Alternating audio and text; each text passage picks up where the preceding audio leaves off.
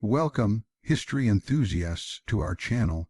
Today, we drift into the shadowed corners of London's past as we uncover the dark history of the Docklands. From crime and squalor to war and resilience, this is a story of human endurance along the mighty Thames. Before we dive in, don't forget, like this video, share it with fellow history lovers, and subscribe for more fascinating journeys into the forgotten stories of the past. Let's step back in time together and explore the hidden tales that shaped one of London's most infamous neighborhoods, London's Docklands. Today, when people hear that name, many think of sleek skyscrapers, glass-fronted offices, bustling cafes, and luxury apartments that rise high above the Thames. It is a modern landscape of prosperity, ambition, and global commerce, a place where bankers, professionals, and tourists walk along the riverside, gazing at the shimmering reflection of a city that is constantly reinventing itself. But beneath this glittering surface lies a past far darker, far more complex than the polished exteriors suggest. To truly understand London's Docklands, one must journey back in time, to an era where these very waters and streets were witness to some of the most intense human struggle, suffering, and survival the city has ever known. This is a history of shadows, of a place where commerce and crime, wealth and destitution, life and death existed side by side in a way that would shape the city for centuries to come. The origins of the Docklands stretch back several centuries, to a time when London was emerging as a vital trading hub in Europe. The Thames, winding through the heart of the city, became the lifeblood of commerce, connecting London to ports across the continent and, eventually, to the distant corners of the globe. As ships arrived, carrying goods that ranged from spices and tea to textiles and tobacco, the riverside became a bustling, chaotic center of trade. Warehouses, wharves, and piers sprang up along the banks, creating a labyrinthine network of storage and transport that was unmatched anywhere in the world at that time. The sheer scale of activity transformed the Docklands into a vital artery of London's economy, but it also introduced conditions that would make the area infamous for centuries. For every ship that docked and every crate of goods unloaded, there were men and women whose labor was exploited, whose lives were precarious, and whose stories were often ignored or forgotten. The Docklands were never merely about commerce. They were a microcosm of London itself, reflecting both the city's wealth and its inequalities. For the laborers who worked along the docks, life was grueling. Long hours were spent unloading heavy cargo, often without proper equipment or safety measures.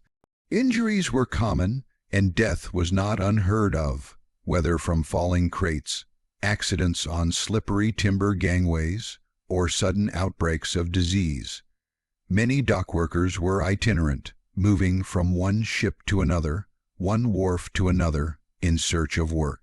They were paid little and lived in conditions that would be considered unfit by today's standards. Yet, for the wealthy merchants and shipowners, these men were simply a means to an end. The cargo mattered, the lives of the laborers were expendable. This stark divide between wealth and poverty, labor and profit, would become a defining characteristic of the Docklands for centuries. The human cost of trade was not limited to the dockworkers alone. The Docklands were also intimately tied to the global trade networks that included some of the most morally reprehensible practices of the time. Ships arriving from Africa, the Americas, and the Caribbean sometimes carried human cargo, enslaved men, women, and children who were forced into labor under horrific conditions. The Thames became a conduit not just for goods, but for suffering. These enslaved individuals were often kept in the holds of ships, enduring overcrowding, disease, and brutality before ever reaching the docks. Once in London, they were sold, hidden, or put to work in labor-intensive trades. The Docklands were thus not just a center of commercial activity, but also a stage for the darkest aspects of global commerce, where human lives were commodified and devalued in pursuit of wealth. Alongside commerce, crime thrived in the Docklands. The very structure of the area, narrow alleys, dimly lit streets, and crowded housing, created the perfect environment for lawlessness. From the earliest days of its existence, the Docklands were known for petty theft, smuggling, and organized criminal activity. Sailors arriving after long voyages were often easy targets for thieves and conmen. Goods that were supposed to be stored securely in warehouses sometimes disappeared, only to resurface in black markets far from the eyes of the authorities. Over time, gangs emerged, establishing control over territories and enforcing their own brutal codes of conduct. Violence was a constant reality, and many of the so-called enforcers and criminals became figures of fear and legend. Tales of brawls, robberies, and daring escapes circulated throughout London, feeding both the fascination and fear associated with the docks. The Docklands were also a place of transience, where countless lives intersected briefly before disappearing into obscurity. Sailors from all corners of the globe would arrive, work for a short period, and then vanish as quickly as they came, leaving behind a trail of stories, debts, and sometimes bodies. The area became a melting pot of languages, cultures, and traditions, but this diversity often intensified conflict. Rival gangs, competing labor groups, and merchants with vested interests created a volatile social environment where tensions could erupt into violence with little warning. Law enforcement struggled to maintain order, often turning a blind eye to some activities while brutally punishing others. Justice in the Docklands was selective, swift, and sometimes arbitrary, reflecting the complex web of power and corruption that governed the area. Beyond crime, the Docklands were infamous for the conditions in which people lived. Overcrowding was extreme.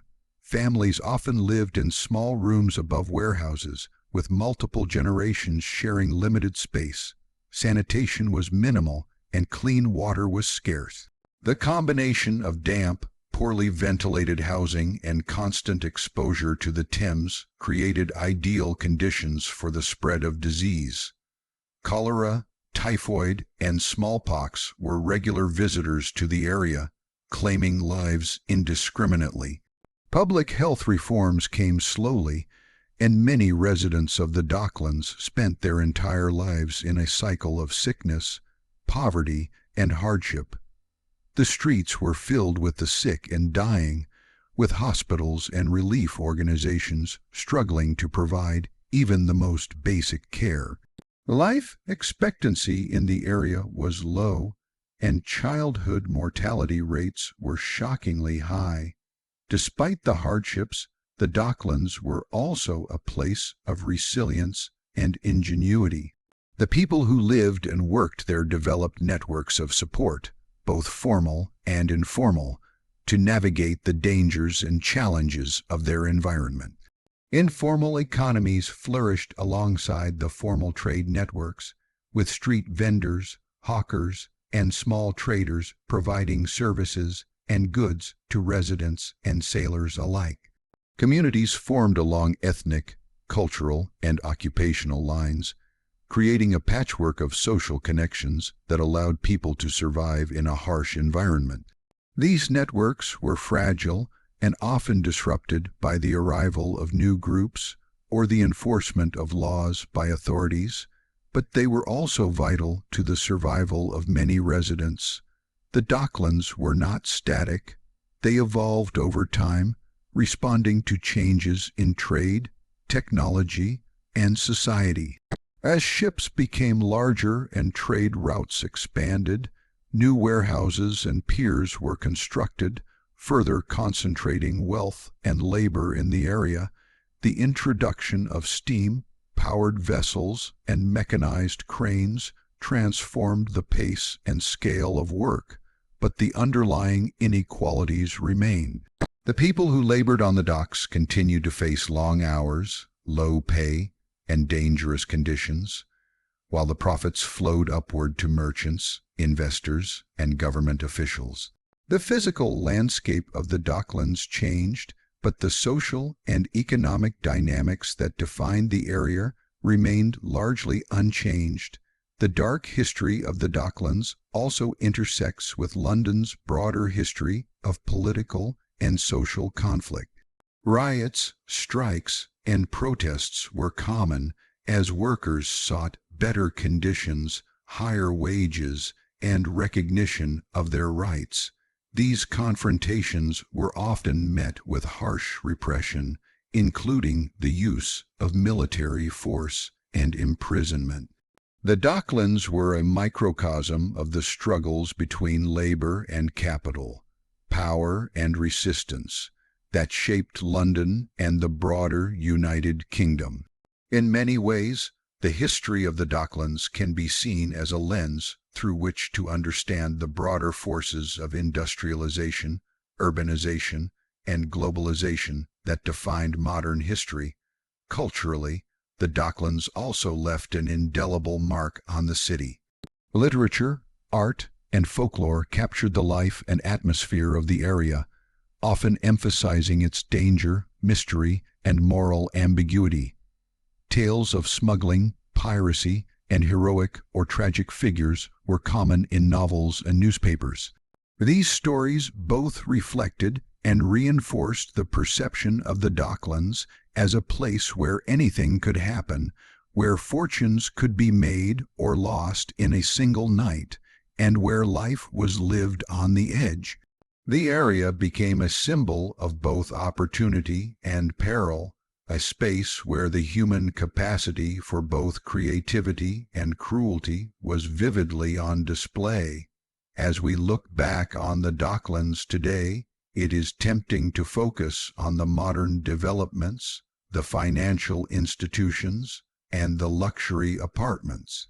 But to do so would be to ignore the rich and often troubling history that lies beneath. The past of the Docklands is not just a series of facts or dates. It is a tapestry of human experiences, of ambition and desperation, of cruelty and resilience.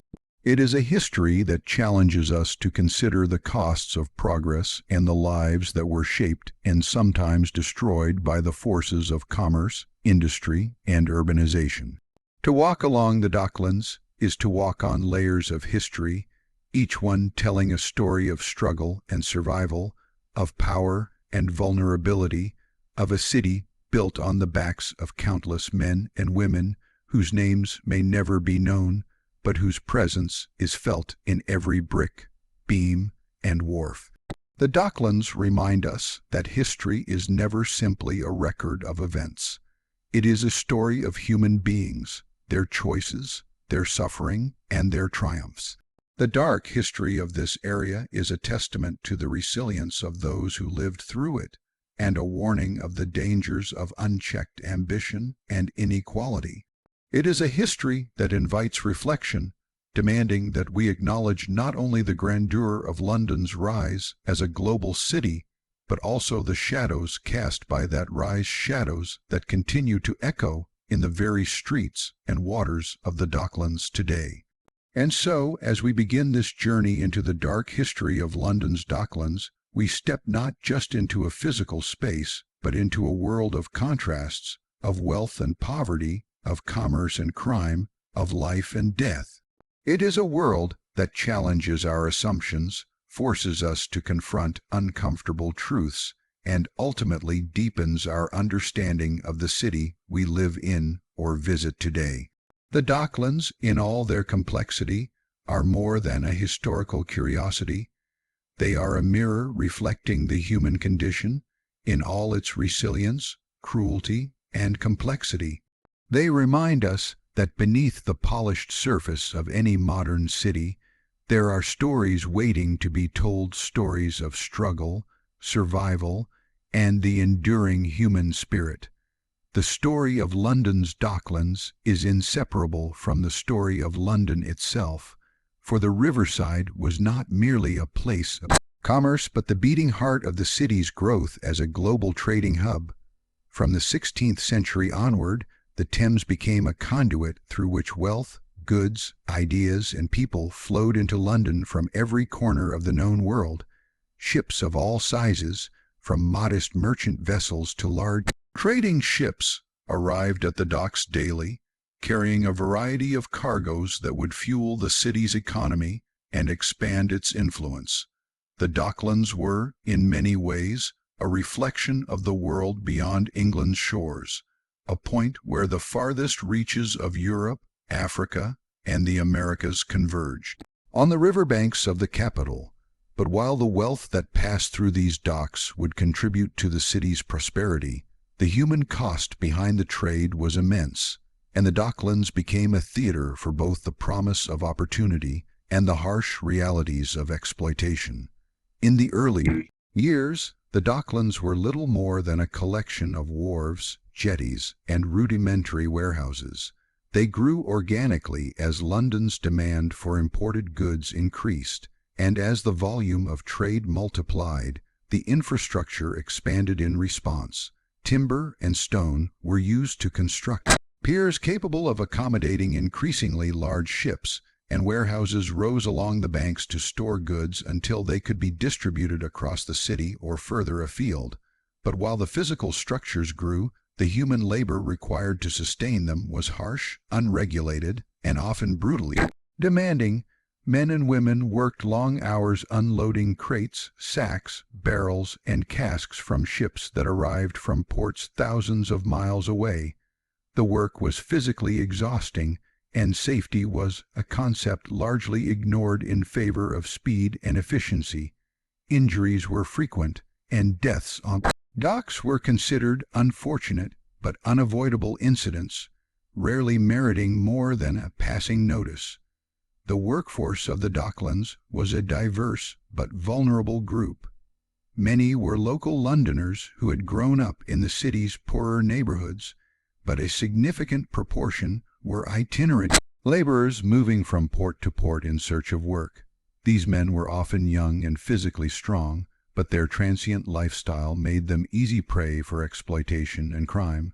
Some were forced into difficult labor out of economic necessity, while others were coerced into it through debt or manipulation by foremen and dock managers. Women, too, played a crucial role in the docks, though their labor was often less visible. They carried out tasks such as sorting goods, mending sails, maintaining warehouses, and even assisting in loading ships. Yet their contributions were undervalued, and they were frequently subjected to harassment and marginalization within the male-dominated environment of the docks. The economic structure of the Docklands created a stark and constant tension between labor and capital. The merchants and ship owners who profited from the trade saw the docks as a source of wealth, not a space where human life was to be protected or valued. They measured success in terms of goods imported and exported, profits made, and ships dispatched, largely ignoring the suffering of the workers who made it possible. The contrast between the opulence of merchant households and the deprivation of dock laborers was extreme. While the upper classes enjoyed luxury and comfort, the dockworkers lived in overcrowded, unsanitary housing that was often directly above or adjacent to warehouses and wharves. These living conditions, combined with long working hours, poor diet, and exposure to the elements, created a population that was exhausted, vulnerable to illness, and perpetually on the edge of desperation. Among the most disturbing aspects of the Docklands' early history was its role in the transatlantic slave trade. London, like other European capitals, was deeply enmeshed in a network that commodified human life. Ships that docked on the Thames sometimes carried enslaved Africans, packed into the holds of vessels in conditions that were horrifying even by the standards of the time.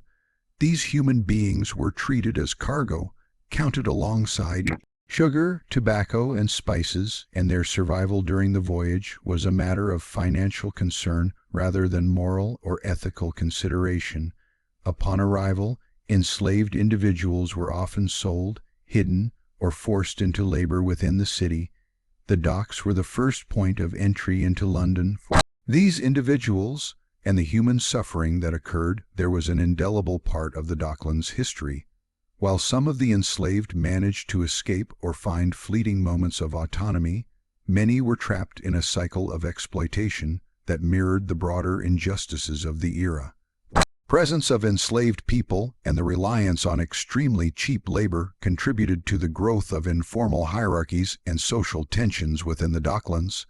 Workers competed fiercely for employment, sometimes undercutting each other's wages or working under unsafe conditions simply to secure a place on a ship or in a warehouse. Rivalries between different groups of laborers could erupt into violence, and the lack of effective oversight from authorities meant that disputes were often settled outside the law. Gangs and informal networks of enforcers emerged, asserting control over territories within the docks and ensuring that commerce could proceed according to their own rules.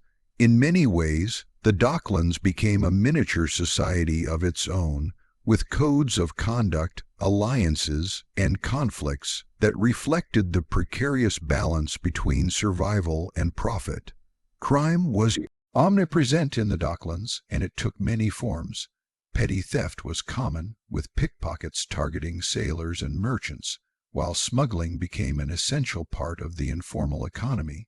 Some merchants were complicit in illegal activities, hiding goods or manipulating records to avoid taxes and maximize profits. Others relied on criminal networks to transport goods discreetly or to recover shipments that had been stolen. The river itself, with its constantly shifting tides and hidden channels, provided an ideal environment for illicit activity. The docks were a place where law was not always enforced and where those with cunning, strength, or ruthlessness could thrive. Stories of daring heists, smuggling rings, and violent confrontations were common in newspapers and pamphlets of the time, feeding the perception of the Docklands as a lawless, dangerous space. Despite these dangers, the Docklands were also a place of opportunity, attracting people from across the British Isles and beyond. Immigrants arrived in search of work, bringing with them new skills, languages, and cultural practices. This diversity enriched the social fabric of the area, but it also created friction, competition for jobs, cultural misunderstandings, and existing social hierarchies meant that tension and conflict were a daily reality.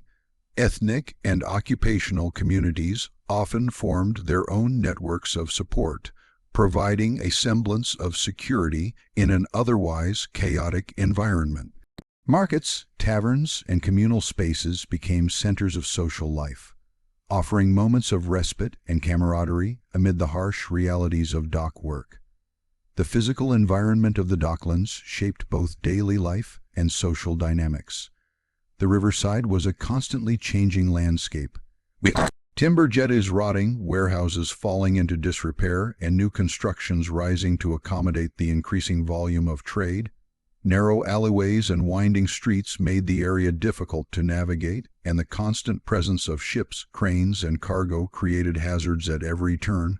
At night, the docks were particularly dangerous. Poor lighting, slippery surfaces, and the proximity of the river meant that accidents were common and criminal activity increased after dark. For many workers and residents, the combination of physical danger and social volatility created a sense of perpetual vigilance, a need to navigate both the material and human hazards of the area. Disease and sanitation were ever-present concerns. The Thames, which was vital for commerce, also became a source of contamination.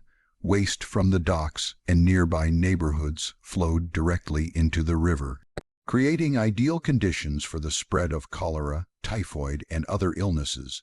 Overcrowded housing exacerbated the problem, as families lived in cramped quarters with minimal ventilation and limited access to clean water. Public health interventions were slow to arrive, and many residents had little choice but to endure these conditions.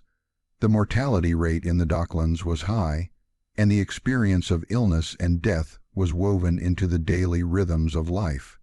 Despite these hardships, the communities that developed in the Docklands demonstrated remarkable resilience, adapting to their environment and finding ways to survive under conditions that would overwhelm many others.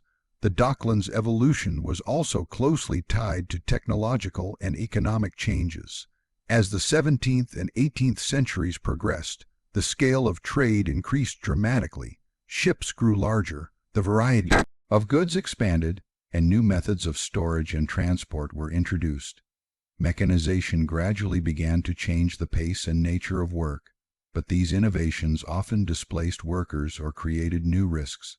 Labor disputes became more common as dockworkers demanded better wages, safer conditions, and recognition of their rights. Strikes, protests, and occasional riots reflected the tension between the growing power of capital and the persistent struggle of labor to assert its place. The Docklands were a microcosm of broader economic and social transformations taking place in London and across Europe, illustrating both the possibilities and the perils of industrial and commercial expansion. Culturally, the Docklands left an enduring imprint on London. Literature, art, and folklore captured the life, dangers, and moral ambiguity of the area. Tales of smuggling, piracy, and heroic or tragic figures became popular stories, both reflecting and shaping public perceptions of the docks. These narratives emphasized the precariousness of life, the constant negotiation between survival and morality, and the ways in which ordinary people navigated extraordinary circumstances. The Docklands thus became not only a place of economic activity, but also a powerful symbol in the cultural imagination of Londoners, representing both opportunity and danger, ingenuity and lawlessness. As the Docklands grew, it became increasingly clear that this was a place where the forces of commerce, labor, and human ambition collided in stark and often violent ways. Every crate unloaded, every ship docked, every transaction made was embedded within a broader network of power, inequality, and risk. The wealth that flowed through the docks was real, but so too were the human costs. Life in the Docklands demanded endurance, courage, and ingenuity, and those who survived often did so by navigating a world that was both brutal and mesmerizing, a place where the promise of prosperity coexisted with the ever-present threat of exploitation, illness, and violence. Tracing the origins and development of the Docklands, it becomes apparent that this was more than a physical location. It was a living, breathing system of commerce, labor, and social interaction. It was a space where the global and the local intersected, where distant political and economic forces manifested in the lives of ordinary men, women, and children. The docks were a crucible, shaping the people who lived and worked there, and in turn being shaped by them. The history of the Docklands is a story of contrasts between wealth and poverty, safety and danger, opportunity and exploitation. Understanding this history requires attention not only to ships, warehouses, and goods, but also to the human experiences that gave the area its character, complexity, and at times infamy. And so, as we explore the birth and rise of the Docklands, we see a place of contradictions, a site where ambition and desperation met, where commerce and crime intertwined, and where every shipment carried with it not only goods but also stories of labor, struggle, and survival. The Docklands were, and in many ways remain, a mirror reflecting both the grandeur and the shadows of London itself. In their history, we find lessons about resilience, the human cost of progress, and the complex interplay between wealth, power, and the ordinary lives of those who inhabit a city's most vital spaces. The legacy of these early years of the Docklands is not confined to the past. It continues to inform the character of the area, the culture of the city, and our understanding of the forces that shaped modern London. By the 18th and 19th centuries, the Docklands had developed a reputation that extended far beyond the boundaries of London itself. While the riverside had long been a center of trade and commerce, it had also become infamous as a breeding ground for crime, violence, and lawlessness. The combination of immense wealth, transient populations, and minimal oversight created a unique ecosystem in which both opportunity and danger coexisted in an uneasy balance. Sailors, merchants, laborers, and opportunists from across Europe and beyond converged in this space, each navigating its social and physical complexities in ways that could secure prosperity or seal their downfall. To understand the underworld of the Docklands, one must consider not only the crimes that occurred but also the social, economic, and environmental factors that allowed such a shadow society to thrive. The Docklands were a perfect environment for criminal activity. The narrow streets and winding alleys between warehouses provided ample hiding places for thieves and cutthroats. The constant arrival and departure of ships meant that there was a continual influx of newcomers, many of whom were unfamiliar with the local terrain and customs. Sailors who had endured long and exhausting voyages often carried cash, valuables, or goods that were easily converted into money, making them prime targets for pickpockets, conmen, and gangs. The river itself, with its tides, mudflats, and hidden inlets, provided both an escape route for criminals and a stage for illicit activity that could occur out of sight of the authorities. The very infrastructure that supported commerce, the warehouses, jetties, and quays, also created opportunities for theft, smuggling, and fraud, turning the docks into a space where law and disorder constantly collided. One of the most notorious aspects of Docklands crime was the presence of river pirates and mudlarks. River pirates were not the swashbuckling figures romanticized in popular culture. They were ruthless, opportunistic men who preyed on ships, cargo, and the laborers themselves. Some operated in loosely organized gangs, using knowledge of tides and the river's hidden channels to raid ships at night or intercept valuable goods before they could reach warehouses.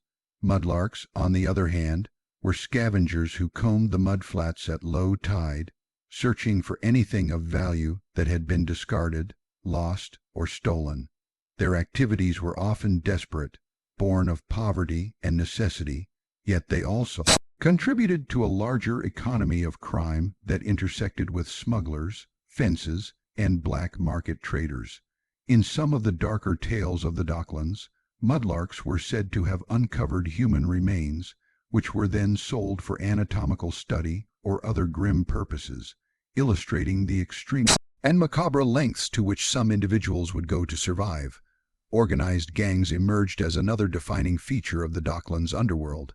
These groups were territorial, controlling specific stretches of the river or clusters of warehouses, and enforcing their own rules through violence and intimidation. Gang members often had specialized roles. Some acted as enforcers, others as fences for stolen goods, and still others as lookouts or informants.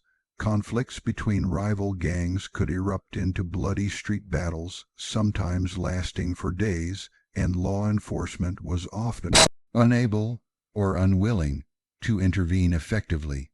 Corruption played a significant role in maintaining this balance of power.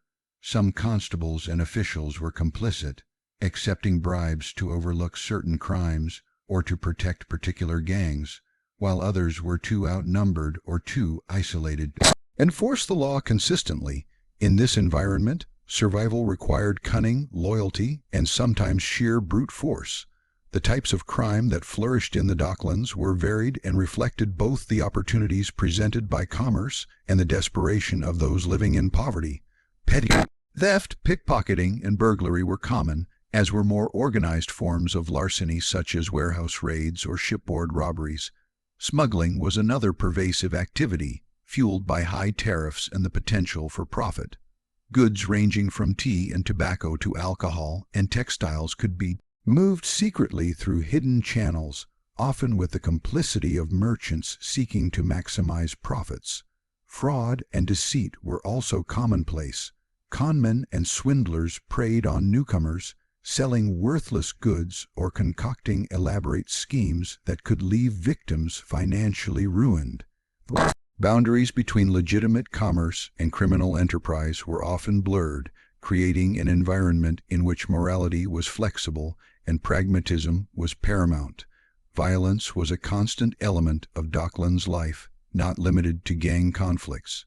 The docks were a physically dangerous place, and injuries sustained during labor or accidents often intersected with criminal activity. Disputes over wages, territory, or stolen goods frequently escalated into deadly confrontations, and some deaths were quietly attributed to accidents rather than deliberate acts of violence. Murder, though less common than theft, was not unheard of, and some individuals became infamous for their ruthlessness. Taverns and public houses along the riverside served as both social hubs and sites of confrontation, where arguments could quickly turn violent and where alliances and rivalries were forged and tested. The omnipresence of danger shaped the behavior of those living and working in the docks, instilling a constant awareness of vulnerability and the need for self-protection. The Docklands were also home to a morally complex underworld, where individuals navigated difficult ethical choices in order to survive. Many dockworkers engaged in petty crime not out of inherent criminality but out of necessity, supplementing their meager wages or ensuring that their families could survive. Similarly, merchants who participated in smuggling or bribed officials often justified their actions as business pragmatism rather than immorality. The blurred line between legality and illegality, survival and exploitation, created a social landscape in which judgment was difficult and alliances were fluid. In many cases, the community itself provided informal mechanisms of regulation, with social norms and codes of conduct shaping behavior in ways that the formal legal system did not. The presence of transient populations further complicated the social dynamics of crime in the Docklands. Sailors, laborers, and immigrants arrived with little knowledge of the local environment, making them vulnerable to exploitation but also capable of contributing to criminal networks. Seasonal labor meant that new faces were constantly appearing, and with them came new opportunities for theft, fraud, and violence.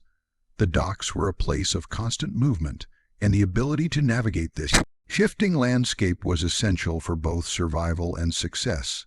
Some individuals thrived by mastering the rhythms of the river, understanding tides and trade schedules, and forming strategic alliances, while others fell victim to misfortune or inexperience.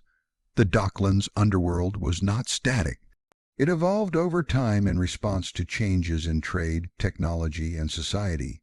As ships grew larger and mechanized equipment was introduced, certain forms of labor became less reliant on brute force, while others demanded new skills. Criminal enterprises adapted accordingly, finding new ways to exploit weaknesses in the system or to capitalize on emerging opportunities. Similarly, law enforcement and regulatory mechanisms gradually expanded, introducing new forms of oversight, policing, and public health intervention. These changes did not eliminate crime but reshaped it, forcing those engaged in illicit activity to innovate and adapt. In this sense, the Docklands were a dynamic ecosystem, responsive to both internal and external pressures, and defined by the ongoing interplay between order and disorder. Culturally, the Docklands underworld left a lasting imprint on London. Stories of pirates, thieves, and cunning laborers were recounted in newspapers, pamphlets, and literature, capturing the imagination of the public and contributing to a broader mythology of the docks. Writers and artists were drawn to the area's dramatic contrasts, the juxtaposition of wealth and poverty, the ever-present danger of the river, and the moral ambiguity of life in a space where survival often required bending or breaking the law. Folklore and legend emerged from real events, with tales of daring escapes, treacherous betrayals, and unexpected acts of heroism, weaving together the historical and the mythical. These narratives both reflected and reinforced the perception of the Docklands as a morally complex and thrillingly dangerous environment. The human stories within the Docklands' criminal landscape were diverse and often tragic. Families of dockworkers lived in constant fear, knowing that their livelihoods and even their safety could be threatened at any moment. Children grew up observing the rhythms of crime and survival, learning from an early age how to navigate a world in which risk and opportunity were inseparable. Women, who were often overlooked in historical accounts, played significant roles as merchants, laborers, informants, and even participants in criminal enterprises, negotiating the precarious balance between social expectations and economic necessity.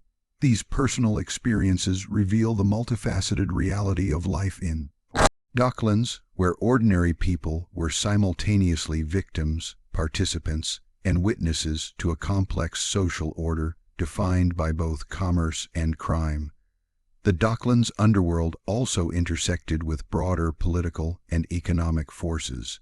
Trade policies, taxation, and international commerce shaped opportunities for smuggling and illicit activity, while law enforcement strategies and public policy influenced the distribution of power and risk within the docks. Corruption, favoritism, and selective enforcement created incentives for criminal behavior and reinforced existing hierarchies. At the same time, global events such as wars, revolutions, and economic crises could dramatically alter the dynamics of crime, creating new opportunities and new dangers. Understanding the Docklands underworld requires attention not only to local conditions, but also to the larger forces that shape the environment in which individuals lived and worked. Disease and poor living conditions intersected with crime in ways that further complicated life in the Docklands. Overcrowding, poor sanitation, and contaminated water created an environment in which illness was a constant threat. The sick and dying were often the most vulnerable to criminal exploitation, while funerary practices, disposal of bodies, and the presence of human remains became entwined with the darker aspects of Docklands life. Mudlarks scavenging the riverbanks for anything of value, including, in some grim cases, human remains, illustrate the extreme lengths to which individuals would go to survive in a harsh and unforgiving environment. These conditions reinforced the perception of the Docklands as a morally ambiguous, dangerous, and unpredictable space. Yet, despite the pervasive danger and criminal activity, the Docklands were also a place of opportunity, resilience, and ingenuity. Many individuals found ways to navigate the risks, forming alliances, mastering the local geography, and developing skills that allowed them to thrive. Communities, both formal and informal, emerged to provide support, protection, and mutual assistance. Social networks, family ties, and occupational affiliations helped individuals survive and sometimes prosper in an environment that was otherwise unforgiving. In this sense, the Docklands underworld was not merely a site of crime and exploitation. It was also a crucible in which resourcefulness, cunning, and adaptability were essential for survival. As we examine the criminal landscape of the Docklands, it becomes evident that this was not a monolithic or static phenomenon. Crime existed on multiple levels, from petty theft to organized smuggling, from opportunistic violence to calculated acts of murder. It was shaped by social, economic, and environmental factors, and it interacted with the broader currents of London's growth as a commercial capital. The underworld of the Docklands was both a reflection of and a response to the pressures of urban life, providing a lens through which to understand the complexities of human behavior, social hierarchy, and economic inequality.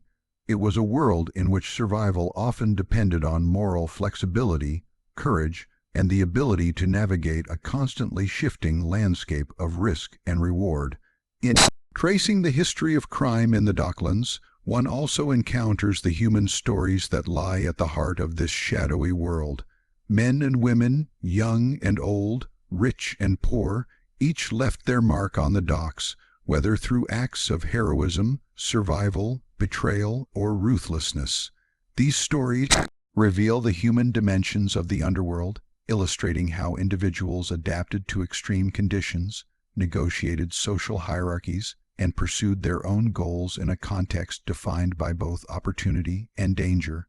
They remind us that the history of the Docklands is not merely a record of events but a narrative of human experience, resilience, and moral complexity. And so, the Docklands underworld emerges as a central theme in the history of London's riverside. It is a story of danger and ingenuity, of lawlessness and survival, of cruelty and compassion. It is a story that intersects with commerce, labor, and social change, reflecting the broader dynamics of a city and a world in transformation. To walk along the docks is to walk through centuries of human experience, where every alley, warehouse, and riverbank bears witness to the struggles, ambitions, and moral dilemmas of those who lived, worked, and sometimes perished in this extraordinary place. The underworld of the Docklands is not merely a historical curiosity. It is a vital key to understanding the character of London itself, revealing both the shadows and the resilience that have shaped the city. Over time, life in London's Docklands during the 18th and 19th centuries was defined by extremes, and nowhere were those extremes more evident than in the conditions endured by those who lived in its shadow. The Thames, so vital for trade and commerce, was also a source of relentless hardship. While merchants and shipowners prospered, those who labored along the river or in its surrounding neighborhoods faced lives marked by poverty, disease, and deprivation. The daily realities of the Docklands were shaped not only by physical labor and economic inequality, but also by social, environmental, and health conditions that made existence precarious at best and deadly at worst. To understand the Docklands fully, it is essential to explore this harsh landscape of poverty and illness, to grasp the human cost of London's rise as a global commercial power, and to confront the stark contrast between wealth and squalor that defined this area for centuries. The Docklands were home to a dense, sprawling population, much of it transient, much of it living in extreme deprivation. Workers' homes were often makeshift structures built directly above or alongside warehouses and wharves, constructed of timber and brick but lacking basic infrastructure. Families crowded into single rooms, sometimes with multiple generations sharing space so confined that privacy was virtually non-existent. Children slept in corners alongside infants, while adults occupied narrow beds or straw-stuffed mattresses. These rooms were damp and poorly ventilated, exposed to the smells of the river, the sweat of labor, and the stench of waste. Daily life involved navigating physical discomfort, from cold floors and leaking roofs to overcrowded spaces that amplified the spread of illness. Even for those who worked tirelessly unloading ships or maintaining warehouses, home offered no respite. The boundaries between work and domestic life were blurred, with every aspect of existence suffused with hardship. Sanitation was almost non-existent. The Thames, which sustained the docks and provided water for industry and transport, also became a receptacle for human and industrial waste. Chamber pots and open drains emptied directly into the river or the narrow streets, producing a constant miasma of odor and contamination. With little access to clean water, families were forced to use the same polluted sources for drinking, cooking, and washing. The presence of excrement, rotting food, and industrial byproducts created an environment in which bacteria and disease could flourish. Outbreaks of cholera, typhoid, dysentery, and smallpox were regular occurrences, sweeping through neighborhoods with terrifying speed and leaving devastation in their wake. Children were especially vulnerable, with many dying before reaching adolescence. Survival depended on a combination of luck, resilience, and social support, and yet death was an ever-present companion in daily life. Disease was compounded by the physical hazards of work. Dockworkers faced grueling labor, carrying heavy cargoes, balancing on wet planks, and operating primitive equipment.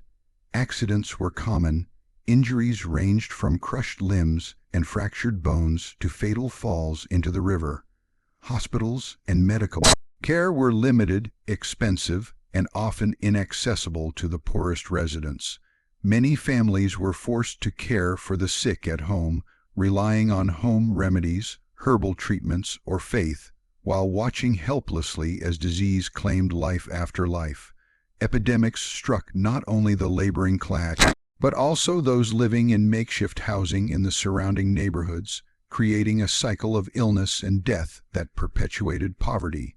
Poverty in the Docklands was pervasive, absolute, and intergenerational. Wages for dockworkers were minimal and unreliable, often tied to the tides of commerce, the whims of employers, and the hazards of seasonal demand.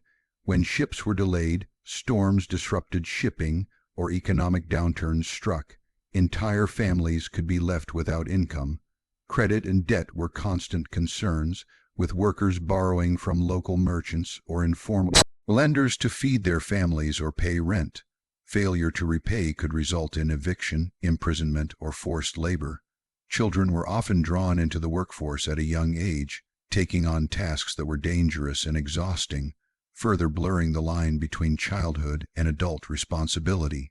The physical environment of the Docklands amplified the impact of poverty. The area was prone to flooding, with the Thames regularly rising over quays and streets, carrying both debris and disease. Floodwaters could destroy homes, ruin food supplies, and spread contaminated water into living spaces. Fire was another constant threat. Warehouses packed with goods and timber structures created conditions in which a single spark could escalate into a catastrophic blaze. The combination of flood, fire, and disease created a precarious existence in which survival was uncertain, and each day demanded resilience and adaptability. Social inequality in the Docklands was stark and unforgiving. Wealthy merchants lived in contrast to the suffering along the riverbanks, inhabiting grand houses or enjoying luxury beyond the imagination of laborers. This disparity was not simply a matter of material difference, but shaped social relations, power structures, and access to protection and opportunity. Workers were often subject to arbitrary authority, exploited for their labor while denied basic rights. The area became a microcosm of broader societal divisions, with the docks functioning as a space where class inequality was both visible and unyielding. The Docklands were also a hub for informal economies that both alleviated and reinforced poverty. Street markets, hawkers, and small traders emerged to meet the needs of residents, providing food, clothing, and services in exchange for cash or barter. These activities allowed some families to survive, but also reflected the fragility of their position within the broader economic system. Crime often intersected with these informal economies. Theft, smuggling, and fraud were intertwined with legitimate commerce, creating an environment in which moral ambiguity was normalized, and survival often required bending or breaking rules. Children in the Docklands were acutely affected by the conditions of disease and poverty. Many began working at a young age, carrying cargo, assisting in warehouses, or scavenging along riverbanks. Education was a luxury that few could afford, and illiteracy was common. Life expectancy for children was shockingly low, and many witnessed illness and death from an early age. Yet, amid the harshness, communities developed mechanisms for resilience. Families, neighbors, and informal support networks provided care, guidance, and protection, even in the absence of formal institutions. These bonds, fragile yet vital, allowed life to continue despite overwhelming adversity. Women in the Docklands played crucial but often invisible roles. They managed households under impossible conditions, cared for sick family members, and contributed to labor, both paid and unpaid, in ways that sustained entire households. Some women found work in warehouses, taverns, or markets. Others engaged in informal or illicit activities to supplement family income. They navigated dangers that included sexual harassment, exploitation, and the constant threat of violence. demonstrating resilience and ingenuity in the face of adversity. Their stories, often overlooked in historical accounts, are central to understanding the social fabric of the Docklands and the human capacity for survival. Under harsh circumstances, the psychological toll of life in the Docklands was immense.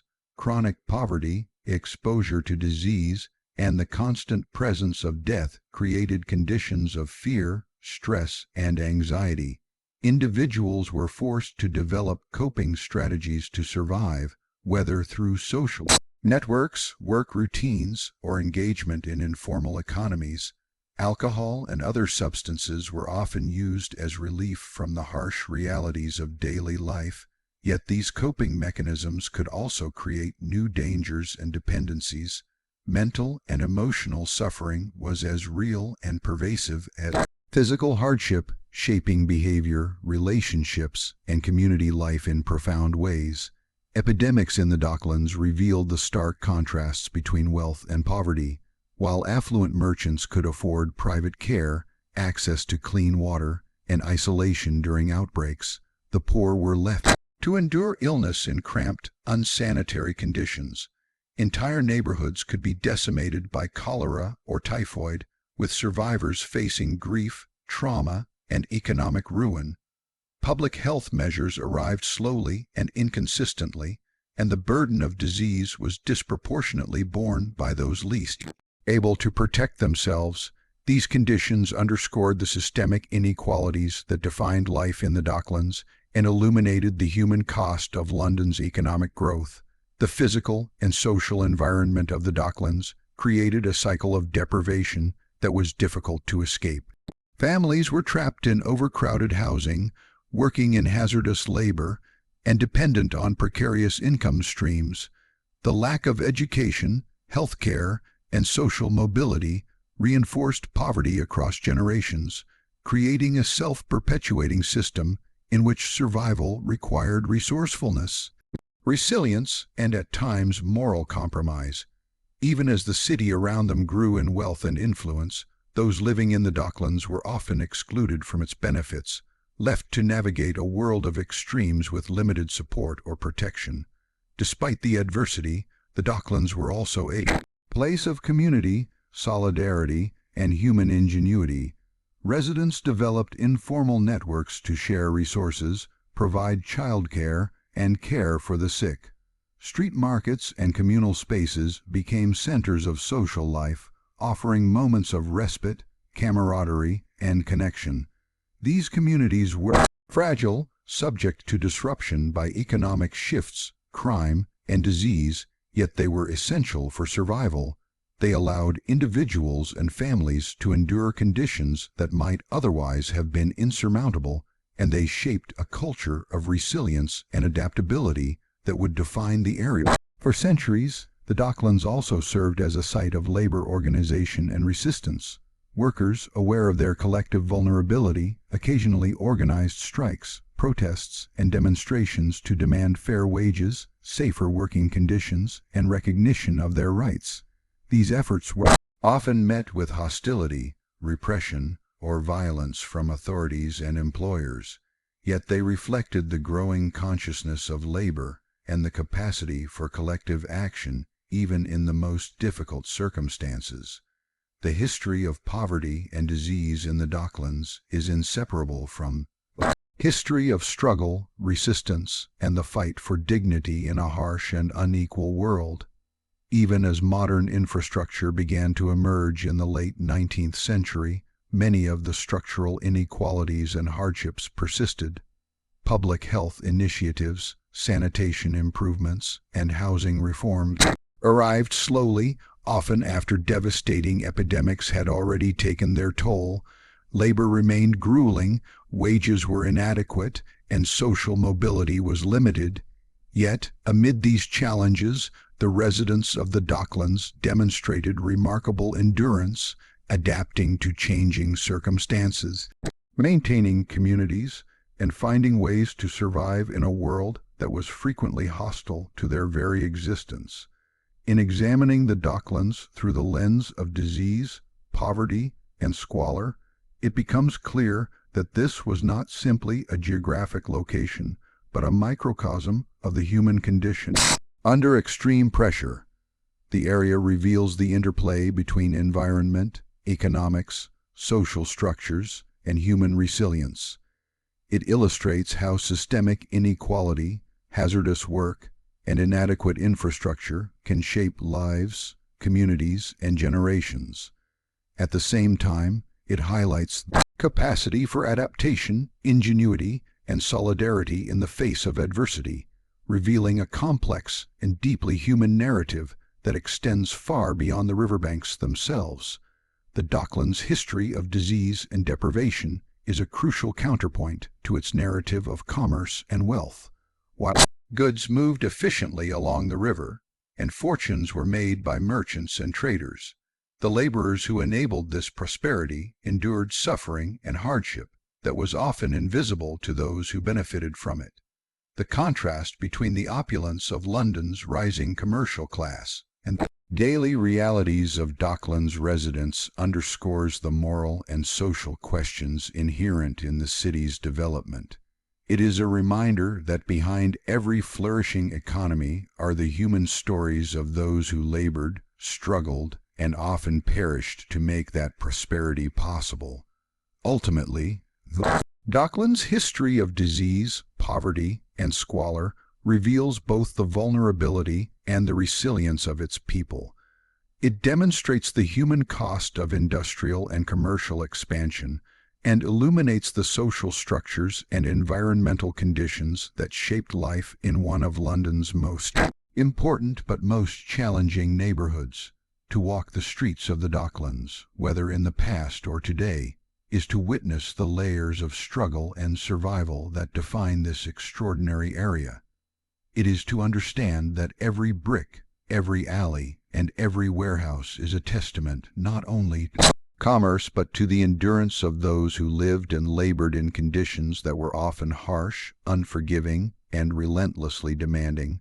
By the early 20th century, the Docklands were entering a period of profound change, a transformation that would redefine the physical landscape, social fabric, and economic function of the area. For centuries, the docks had been the beating heart of London's maritime commerce, a bustling nexus of ships, warehouses, laborers, and goods that connected the city to the wider world. But as technology, trade patterns, and global economics shifted, the Docklands' former vitality began to wane, leaving behind a landscape marked by decline, uncertainty, and vulnerability. The very forces that had made the area prosperous, its access to the river, its concentration of labor, its integration into global trade, also made it particularly susceptible to disruption, whether from technological innovation, economic downturns, or the devastating impact of war.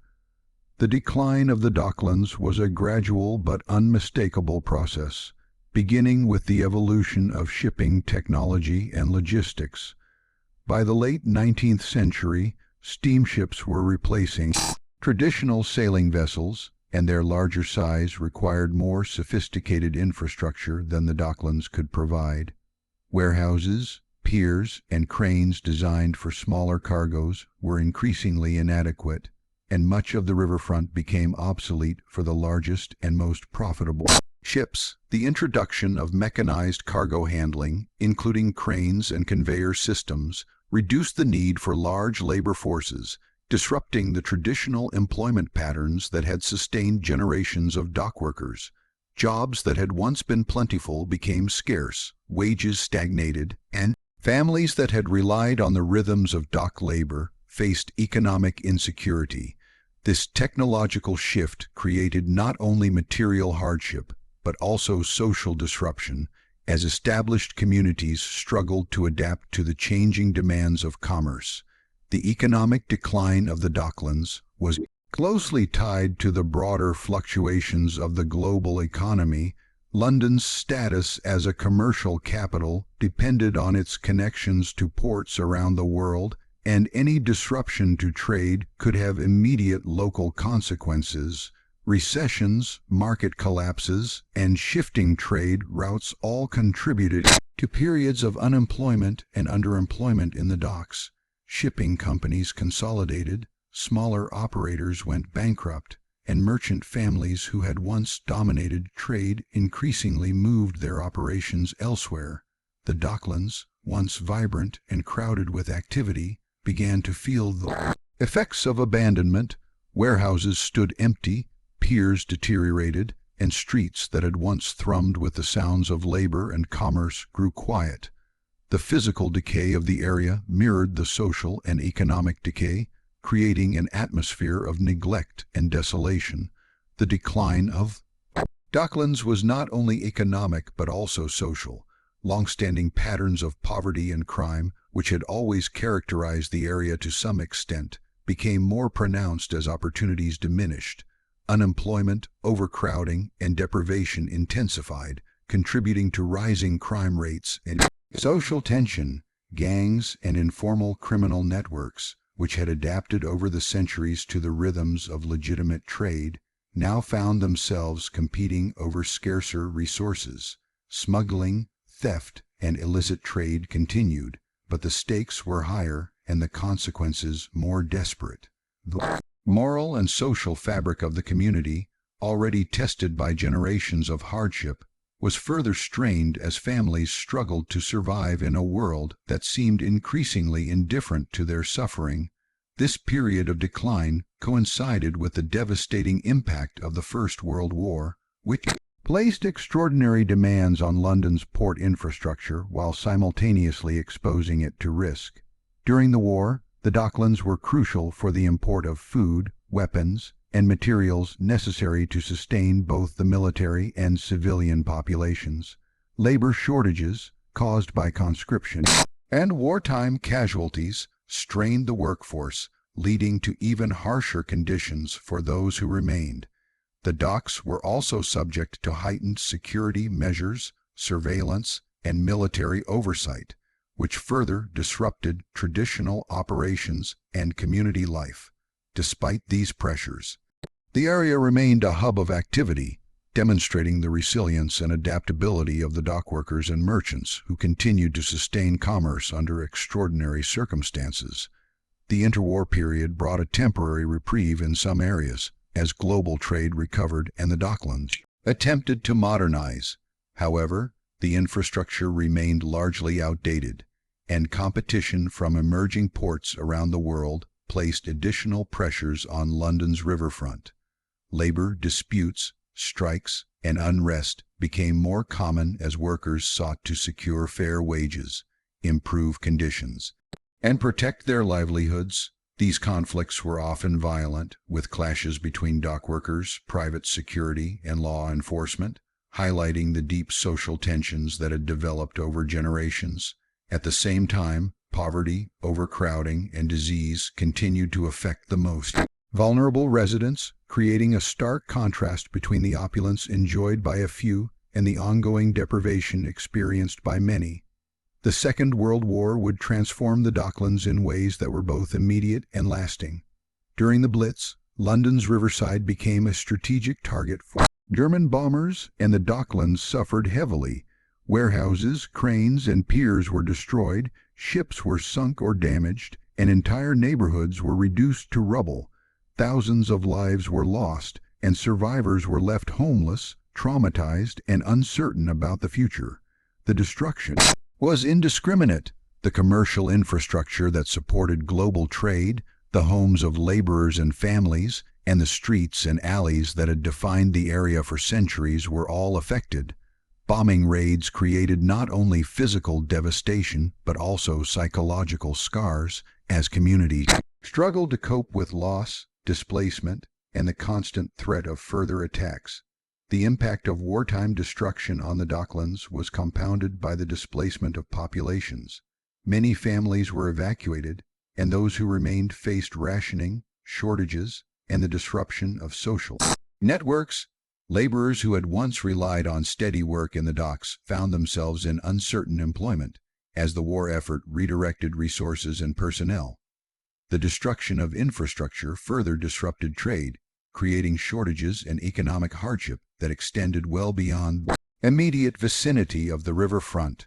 In the post-war years, these conditions would leave the Docklands vulnerable to continued decline, even as broader London began to rebuild and modernize. The post-war period highlighted the structural weaknesses that had accumulated over centuries. Traditional docks, designed for older ships and cargo handling methods, were increasingly ill-suited to modern shipping, which relied on containerization, cranes, and deep water berths. Many warehouses were irreparably damaged during the war, and reconstruction was slow due to limited resources and competing priorities. Unemployment remained high, and social deprivation persisted, creating an environment in which crime, informal economies, and social unrest continued to thrive. The Docklands were in many ways frozen in time, a relic of a bygone era struggling to adapt to the realities of the modern world. Despite these challenges, the resilience of the communities in the Docklands remained evident. Families rebuilt homes, informal networks of support continued to function, and workers adapted to new technologies and changing economic conditions. Yet the scars of war and decline were visible everywhere. Empty streets, ruined warehouses, and derelict quays served as constant reminders of both the human and material costs of industrial and military transformation. The area was marked by contrasts, with pockets of activity and renewal existing alongside spaces of decay and abandonment, creating a landscape that was both historically rich and socially complex. The decline and devastation of the Docklands also had cultural implications. Literature, newspapers, and oral histories captured the experiences of those who lived through these periods of change, preserving stories of survival, loss, and adaptation. Artists and writers were drawn to the area's dramatic contrasts, depicting the ruins of warehouses, the crowded streets of laborers, and the resilience of communities under pressure. These narratives reinforced the symbolic significance of the Docklands as a space where human endurance, economic transformation, and social inequality intersected in profound and often painful ways.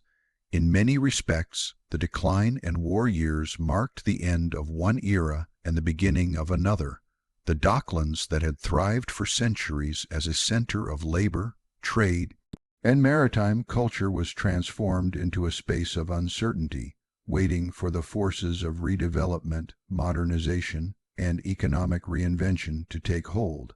The physical destruction wrought by bombing raids, the economic disruption caused by technological change, and the social upheaval experienced by communities collectively reshaped the identity of the area. Yet even amid destruction, the legacy of centuries of labor, resilience, and adaptation persisted, influencing the ways in which the Docklands would eventually recover and transform in the latter half of the 20th century. The story of decline and war in the Docklands is thus inseparable from the human experiences that defined the area. Laborers, families, and communities endured profound hardship, yet they also demonstrated remarkable resilience and adaptability. Their struggles highlight the costs of industrial progress, the vulnerabilities created by dependence on global trade, and the impact of conflict on urban populations. At the same time, the area's decline underscores the interconnectedness of economic, technological, and social factors in shaping the trajectory of a city, illustrating how transformations in one domain can ripple across communities and generations. The post-war reconstruction of the Docklands was slow, uneven, and often contested. Government initiatives aimed at rebuilding infrastructure and housing faced limited funding and competing priorities, while private investment was cautious due to the perceived risks of the area. Many of the old warehouses were left to deteriorate further, and traditional employment opportunities in the docks continued to shrink. Communities adapted as best they could, finding work in adjacent industries or participating in informal economies to sustain themselves. The legacy of wartime destruction and economic decline created a persistent sense of vulnerability shaping social relations, community cohesion, and local culture for decades to come. At the same time, the decline and wartime devastation of the Docklands created opportunities for reinvention. The destruction cleared spaces that in later decades would be redeveloped for modern industry, commercial use, and eventually residential and financial purposes. Yet the transformation of the Docklands was built upon layers of history, each carrying memory of labor, hardship, resilience, and human endurance. The stories of those who lived through decline and war became part of the cultural and historical fabric of the area, informing the ways in which it was remembered, represented, and ultimately rebuilt. The Docklands' decline and the impact of war are thus central to understanding both the history and the identity of the area. They illustrate how economic change, technological innovation, and global conflict can disrupt established patterns of life, creating hardship and uncertainty while also opening the door to new forms of adaptation and transformation. They reveal the human capacity for resilience in the face of adversity and the enduring influence